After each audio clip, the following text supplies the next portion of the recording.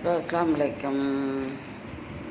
கொத்துக்கறி, அத்திக்காய், அடை ஊறுகாய் புளிப்புக்கு, சாப்பிட்டு திங்க ஆப்பிள், ரசம், சோறு, முட்டை கொட்டின பருப்பு.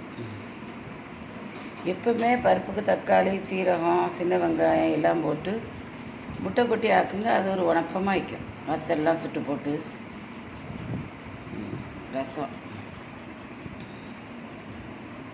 சரி, பார்த்துட்டு லைக் பண்ணுங்கள், ஷேர் பண்ணுங்கள், சாப்பிடுங்க. கறிப்புளி தான் எனக்கு கூட வைக்கும், சோறு ஒரு குத்து தான் வைக்கும் எந்த உணவில். அதுக்கு மேலே வச்சா வேஸ்ட்டாக கீழே போயிடும்.